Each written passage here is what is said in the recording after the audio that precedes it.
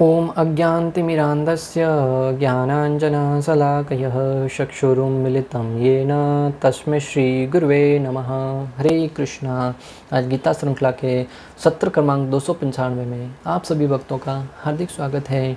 आज हम श्रीमद् भगवद गीता के 8वें अध्याय के जो कि है भगवत प्राप्ति श्लोक क्रमांक 27 का अध्ययन करेंगे। श्लोक इस प्रकार है। नेति स्थिति पार्थ जानन् योगी मुह्यन्ति कंचन तस्मात् सर्वेषु कालेषु योग युक्तो भवार्जुन। अर्थात भगवान कहते हैं कि हे अर्जुन, यद्यपि भक्तगण इन दोनों मार्गों को जानते हैं किंतु वे मोहग्रस्त नहीं होते, अतः तुम भक्ति में सदैव स्थिर रहो। भक्तों, अगर इस श्लोक का संबंध पिछले वाले श्लोक से देखा जाए तो पिछले वाले श्लोक को सुनकर अर्जुन के मन में जिज्ञासा उत्पन्न हुई कि हे भगवान, ये दोनों मार्ग है, जो प्रकाश का मार्ग है और अंधकार का मार्ग है, क्या भक्त इन मार्गों को जानते हैं? और अगर जानते हैं तो क्या किसी मार्ग के प्रति भक्तों का झुकाव होता है?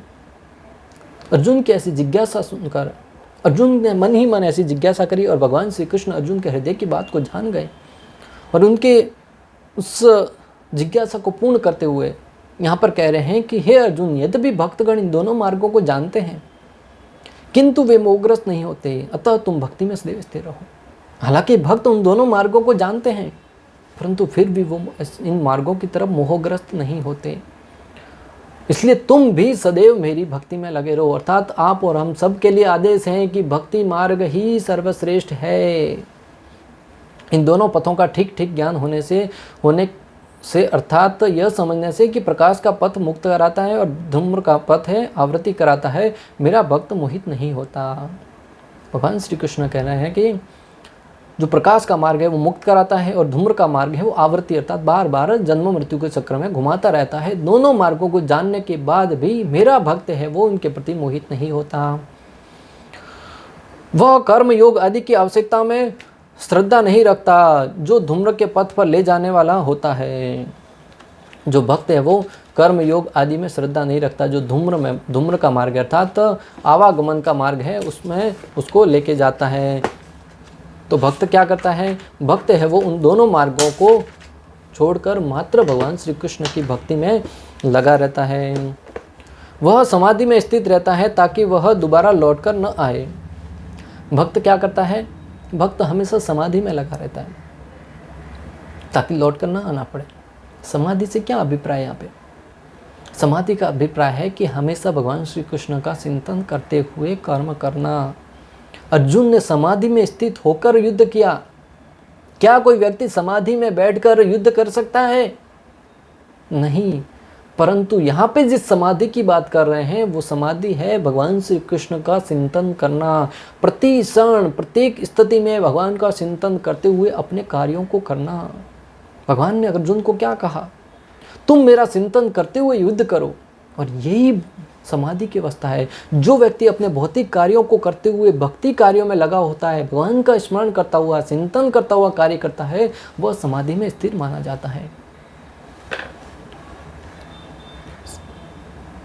व्यक्ति आध्यात्मिक मार्गों की अनेक विधियों को सुनकर भ्रमित हो सकता है, इसलिए श्री कृष्ण अर्जुन को आदेश दे रहे हैं कि उसे इस जगत से आत्मा के प्रयाण के करने के विभिन्न मार्गों को सुनकर विचलित नहीं होना चाहिए। भगवान श्री कृष्ण ने सोचा कि हो सकता है अर्जुन को मैंने इतने सारे मार्गों के बारे में वर्णन किया है, उन मार्गों को बारे में सुनकर अर्जुन भ्रमित हो जाएंगे या आने वाले मेरे भक्त हैं वो भ्रमित हो जाएंगे, कौन सी विधि का पालन करूं, किस विधि का पालन करूं। इसलिए भगवान श्री कृष्ण अंत में आदेश दे रहे कि हे अर्जुन, तुम भक्ति में सदैव स्थित रहो। हम सब के लिए आदेश है कि हमें सदैव भक्ति में स्थित रहना है। सारे मार्ग बता दिए, जो व्यक्ति जिसका पालन करना चाहे करे, परंतु भक्तों के लिए भगवान का आदेश है कि तुम मेरी भक्ति में सदैव लगे रहो। भक्त को कृष्ण भावनामृत में स्थित रहकर इसकी चिंता नहीं करनी चाहिए कि वह स्वेच्छा से मरेगा या देववचात। जो भक्त भगवान श्री कृष्ण की भक्ति में लगा हुआ है उसको इस बात की जरा भी चिंता नहीं करनी चाहिए, तनिक भी परवाह नहीं करनी चाहिए कि वो किस समय किस स्थान पर किस अवस्था में मरेगा। उसका तो उद्देश्य एक ही होना चाहिए कि प्रति क्षण भगवान का स्मरण करते हुए जीवन यापन हो, और मृत्यु भी आ जाए तो भगवान का स्मरण करते हुए मृत्यु को हंसते हंसते स्वीकार कर ले। उस अवस्था में वो मृत्यु के सर पर पांव रखते हुए भगवत धाम जाएगा। भक्तों, भागवतम प्रमाण है, ध्रुव महाराज मृत्यु आई, मृत्यु के सर पर पांव रखकर वो भगवान श्री विष्णु के द्वारा भेजे हुए उनके विमान में विराजमान हुए। भक्तों, अगर हम सेवा भावना के प्रति आसक्त हैं, अगर हम सेवा भावना के प्रति आसक्त हैं, न कि सेवा के प्रति, तो किसी भी अवस्था में निराशा, हताश या विचलित नहीं होंगे। बहुत ही गुह्य सिद्धांत है भक्तों, हमें सेवा भाव के प्रति आसक्त होना है, सेवा से नहीं।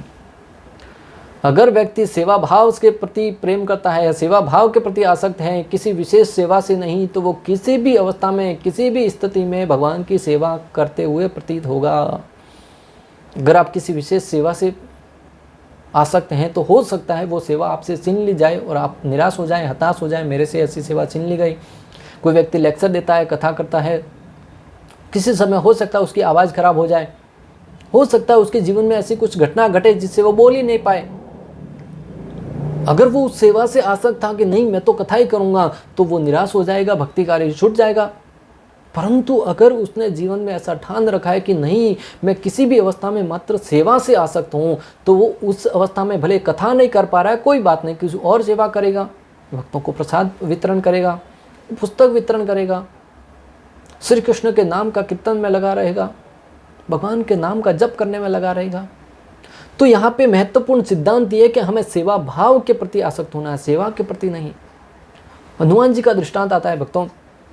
भगवान श्री रामचंद्र के अनन्य भक्त हुए हनुमान जी। हनुमान जी भगवान श्री रामचंद्र की सेवा में हमेशा समर्पित रहते थे और भगवान श्री रामचंद्र की एक एक सेवा को हनुमान जी कहने से पहले ही उसको पूर्ण कर देते थे।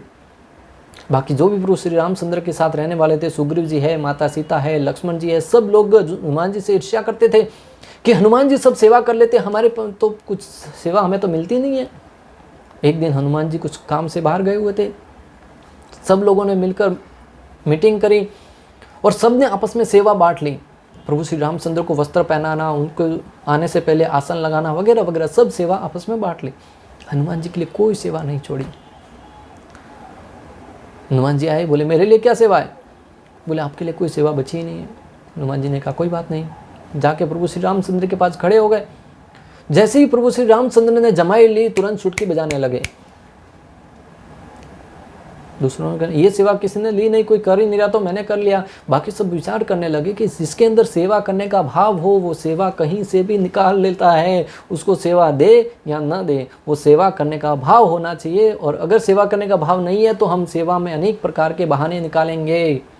अगर हमसे कहा जाए कि वहाँ पे जाके प्रचार करो, 17 बहाने ढूंढेंगे, वहाँ पे कैसे जाएं, किसको पुस्तक वितरण करें, कोई लेगा कि नहीं लेगा, लेगा तो कितने में लेगा, लोग तो ऐसा कहते हैं, ये करते हैं, ऐसे अनेक बहाने आते। परंतु जिसको सेवा करने का भाव है, तुरंत कहने से पहले ही निकल पड़ेगा।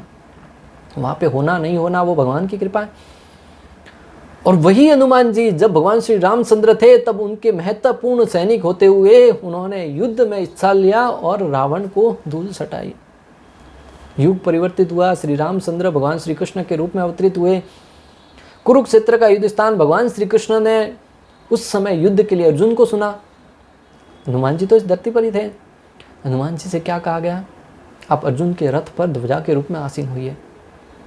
भक्तों, किसी भी युद्ध के लिए युद्ध से वंचित करना उसके लिए सबसे बड़ा कष्ट का विषय होता है। जो हनुमान जी प्रभु श्री रामचंद्र के युद्ध में मुख्य भूमिका में थे और उस युद्ध विजय में हनुमान जी का सर्वश्रेष्ठ योगदान था, उन हनुमान जी को अब की बार सेवा से वंचित कर दिया गया। उनसे कहा गया कि आप युद्ध में हिस्सा नहीं ले सकते, आपको मात्र रथ पे बैठ के युद्ध को देखना है। योद्धा है वही समझ सकता है कि ऐसी स्थिति में उसके ऊपर क्या गुजरती होगी। परंतु हनुमान जी ने कोई शिकायत नहीं करी, वो बिना किसी प्रश्न के भगवान के आदेश का पालन करने के लिए तैयार हो गए। यहाँ पे हम बात कर रहे थे कि जो व्यक्ति सेवा भाव के प्रति आसक्त है, वो किसी भी अवस्था में सेवा को त्यागेगा नहीं और विचलित नहीं होगा। जय विजय का दृष्टांत आता है भक्तों। जय विजय भगवान श्री विष्णु के द्वारपाल हैं। एक बार संतोष कुमार भगवान के धाम में गए, भगवान के दर्शन करने की अभिलाषा लेकर। जय विजय ने उनको रोक दिया। छोटे छोटे बालक हैं, बोले क्या करने के लिए आए? खेलने कूदने की उम्र है, बोले बाहर जाके खेलो, भगवान के पास क्या है। बहुत समझाया पर नहीं माने, तो उन्होंने श्राप दे दिया, तुम राक्षसों की भांति व्यवहार कर रहे हो। एक भक्त को भगवान से मिलने में बाधा उत्पन्न कर रहे हो, इसलिए तुम्हें श्राप देते हैं कि तुम राक्षस बन जाओ। बोले ये कार्य तो राक्षसों का है जो भक्त को भगवान से मिलने से बचाता है, बीच में रोड़ा उत्पन्न करता है। जैसे अनेक ऋषि मुनि यज्ञ कर रहे थे, तब रावण के अनेक सैनिक थे, वो सुबाहु है, मारिस है, वो उसमें विघ्न उत्पन्न करके उस अनुष्ठान को पूर्ण होने नहीं दे रहे थे। रावण भगवान श्री रामचंद्र के लिए यज्ञ करने वाले अनेक तपस्वियों की तपस्याएं भंग कर रहा था, अनेक प्रकार के अनुष्ठानों को भंग कर रहा था। हिरण्यकशिपु अनेक जो यज्ञ कर रहे थे उनको ही मार डाल रहा था। तो यहाँ पे सिद्ध हो रहा है कि जो रावण, जो राक्षस प्रवृत्ति के, वो भक्तों को भगवान से नहीं मिलने देते। यहाँ पे जय विजय ने वही कार्य किया, उन्होंने श्राप दे दिया तुम राक्षस बन जाओ। इतने में भगवान श्री विष्णु आए। श्री विष्णु ने कहा कि अभी श्राप दे दिया तो क्या करें, मैंने दिया होता तो मैं एक बार विचार कर सकता था, परंतु ये मेरे भक्त हैं और भक्तों की वचन का लाज रखना तो मेरा, आप जानते ही हैं, आपसे बेहतर कौन जानता है। जय विजय ने स्वीकार किया। उस स्थिति में भी भगवान क्या करना चाहते थे, वीर रस का आस्वादन करना चाहते थे। और जब युद्ध करने के लिए सामने कोई उनके बराबरी का तो होना चाहिए, इस जगत में कोई नहीं था, तो जय और विजय को भेजा ताकि भगवान उनके साथ युद्ध कर सकें। जय और विजय ने बिना किसी शिकायत के भगवान की इस इच्छा को पूर्ण करते हुए राक्षस बनना भी स्वीकार किया। भक्तों, प्रथम आए हिरण्याक्ष और हिरण्यकशिपु के रूप में, फिर आए रावण और कुंभकर्ण के रूप में, फिर आए शिशुपाल और कंस के रूप में, और भगवान ने हर बार आकर उनको मारा और उनका उद्धार किया। मैं आपको जो बताना चाह रहा हूँ कि जो भक्त है वो भगवान की सेवा के लिए किसी भी अवस्था तक जाने के लिए तैयार रहता है। विचलित होने के अनेक कारण आने पर भी भक्त अगर विचलित नहीं होता है तो वही शुद्ध भक्ति है। सबसे महत्वपूर्ण बात है भक्तों, अगर विचलित होने के अनेक कारण आने के बाद भी भक्त विचलित नहीं होना, ये सबसे शुद्ध भक्ति है। विचलित होने के नई कारण हो, अच्छे से सुविधा चल रही है, जीवन में आसानी से भक्ति हो रही है, उस अवस्था में कोई भक्ति करे कोई बड़ी बात नहीं है। परंतु जीवन में विचलित होने के अनेक कारण होने के उपरांत भी अगर वह विचलित ना हो, ये सबसे महत्वपूर्ण बात है। कुछ दृष्टांत देख लेते भक्तों। सुदामा जी है, जीवन में एक ऐसा कारण नहीं था कि वो भक्ति करें। जीवन में 2 टाइम तक का भोजन करने का भी उनके पास कोई प्रतिदिन का ऐसा नहीं था कि प्रतिदिन 2 टाइम का भोजन मिले। बच्चे भूखे रहते थे, पत्नी भूखी रहती थी, फिर भी भक्ति को नहीं त्यागा। भक्तों, ये महत्वपूर्ण है।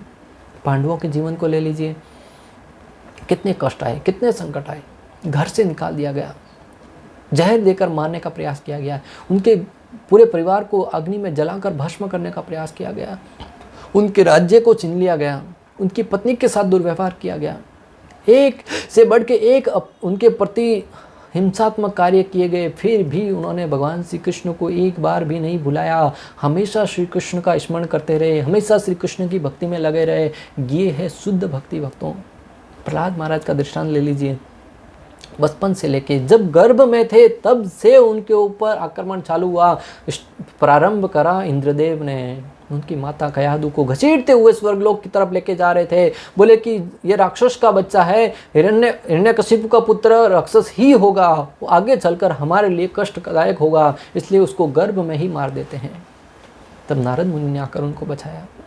थोड़ा समय बिता, अपने पिता के संरक्षण में गया। उसका सबसे बड़ा भय अभी उसके पिता से होने लगा। पिता कहने लगा विष्णु की भक्ति मत करो। उसे मारने के हर एक उपाय को आजमाया गया। उसको हाथियों के झुंड के नीचे फेंक दिया गया, बड़ी पर्वत की चोटी से नीचे फेंक कर मारने का प्रयास किया गया, उसको अग्नि में जलाकर भस्म करने का प्रयास किया गया, समुद्र में फेंक कर डुबाने का प्रयास किया गया, सर्प से भरे कुएं में फेंक कर मारने का प्रयास किया गया। हर एक प्रयास विफल रहा, परंतु फिर भी महत्वपूर्ण बात यह है कि उन्होंने भक्ति की, जो भक्ति का सहारा था उसको कभी नहीं छोड़ा। भक्तों, ऐसे ही गोपियों का दृष्टांत ले लीजिए। भक्तों, गोपियां हमेशा निस्वार्थ भाव से भगवान की सेवा करती थी। जिस श्री कृष्ण के साथ बचपन से उन्होंने लीलाएं करी थी, वो श्री कृष्ण उनको यथा एकाएक छोड़कर चले गए और मुड़कर कभी उनकी तरफ देखा तक नहीं। द्वारका से कभी वापस लौटे ही नहीं। फिर भी गोपियां अंत तक भगवान के साथ प्रेम करती रही। एक भी कारण नहीं था कि वो भगवान श्री कृष्ण से रिश्ता न तोड़े। जो श्री कृष्ण को उनके लिए नहीं पड़ी, हम क्यों करें उनकी भक्ति।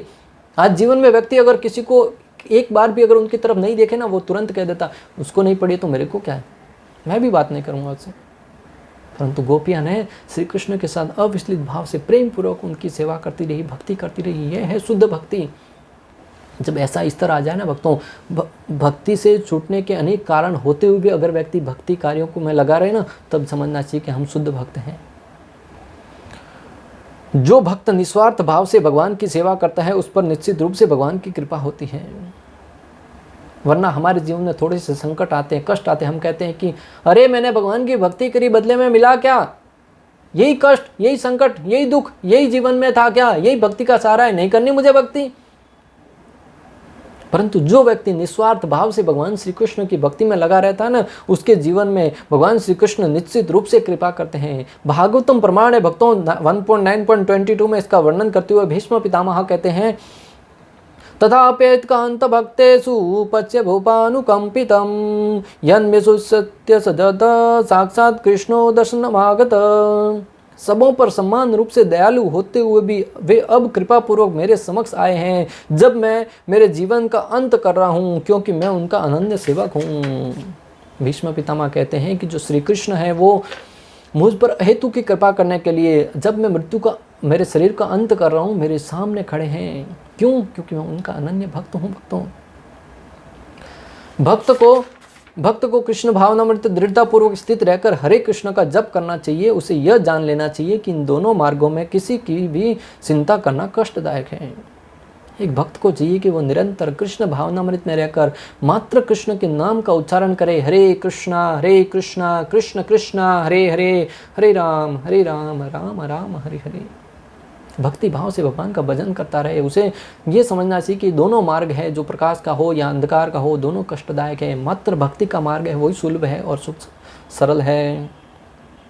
गोलोक वृंदावन में गोपियाँ जिस सेवा द्वारा भगवान को प्रसन्न करती हैं, पृथ्वी पर रहते हुए श्री भक्त उसी भाव से भगवान की सेवा करते हुए उनको प्रसन्न कर सकते हैं।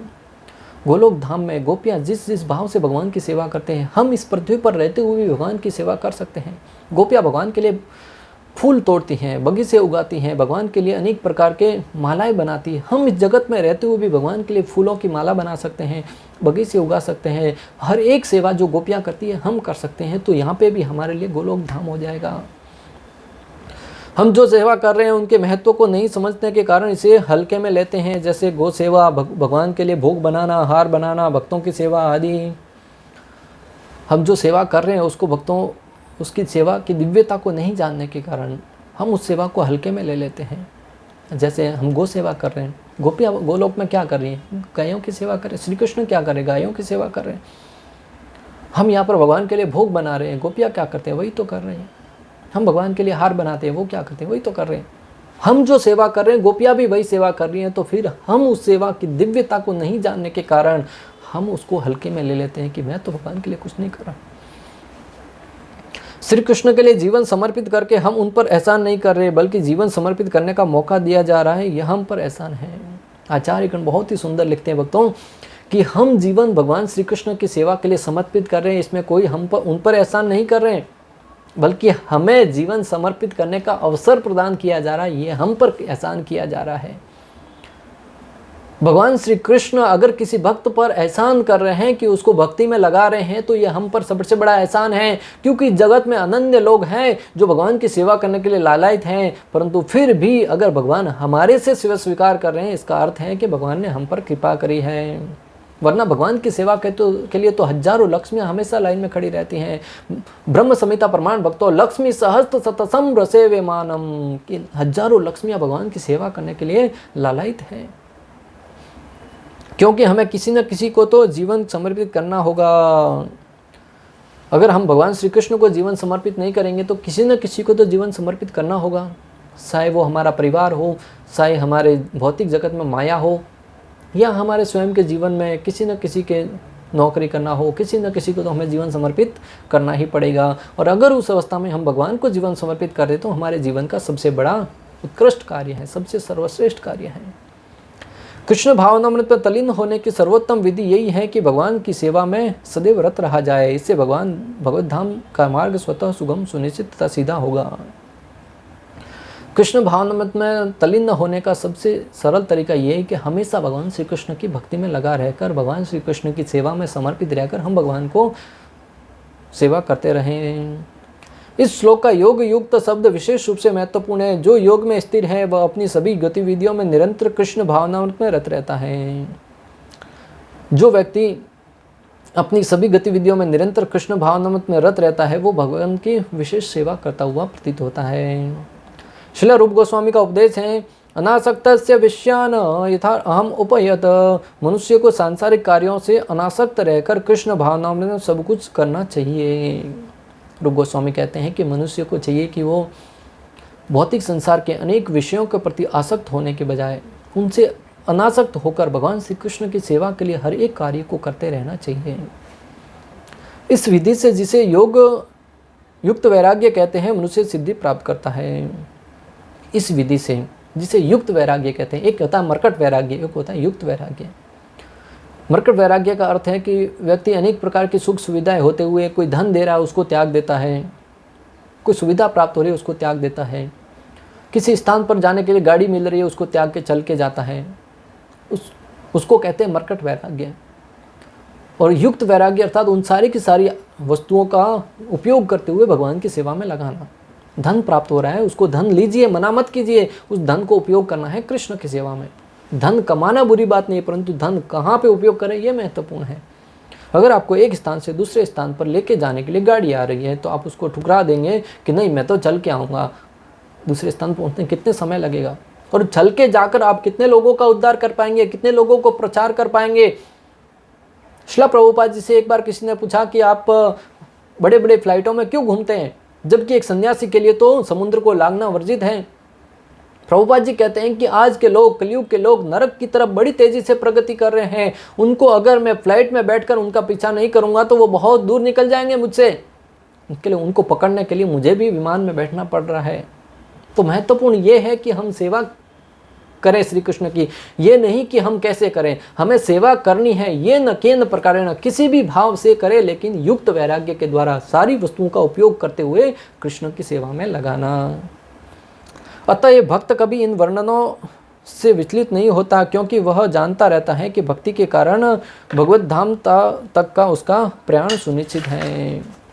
अतः जो भक्त है वो इन सारे वर्णनों को सुनकर, जो भी व्यक्ति, जो भी मार्ग हो, प्रकाश का मार्ग हो, अंधकार का मार्ग हो, जो भी योग का मार्ग हो, उन सारे के सारे अनुष्ठानों के बारे में सुनकर भक्त है वो कभी विचलित नहीं होता, क्योंकि वो जानता है कि जो भक्ति का मार्ग उसने स्वीकार किया है, प्रामाणिक गुरु के निर्देशन में जो कार्य कर रहा है वही कार्य उसके लिए सर्वश्रेष्ठ है और उस विधि के द्वारा वो पूर्ण रूप से भगवत धाम को प्राप्त कर सकता है और जीवन की सर्वश्रेष्ठ सफलता प्राप्त कर सकता है। इसलिए वो उसके प्रति कभी भी आसक्त नहीं होता कि बागी मार्गों में क्या रखा है। और भगवान श्री कृष्ण ने तो यहाँ पर सिद्धांत रूप में कह दिया कि अर्जुन तुम मेरी भक्ति के द्वारा ही जीवन को सफल बनाओ। और संपूर्ण भगवत गीता का सार बताते हुए भगवान श्री कृष्ण कहते हैं कि सर्वधर्मान परित्यज्य माम एक शरणं व्रज अहम त्वां सर्व पापेभ्यो मोक्षयिष्यामि मा शुचः। कि सारे धर्मों का त्याग करके तुम मेरी केवल एक मेरी शरण में आ जाओ, तुम्हें और किसी की चिंता करने की आवश्यकता ही नहीं है।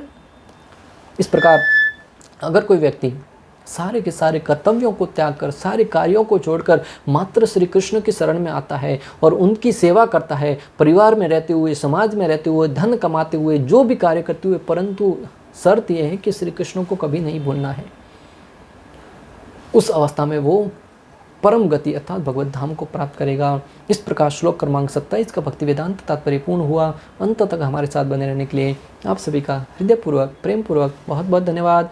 श्रील प्रभुपाद की जय, श्री श्री राधा गोपीनाथ भगवान की जय, श्रीमद् भगवद गीता की जय। हरे कृष्णा कृष्ण कृष्ण हरे हरे, हरे राम राम राम।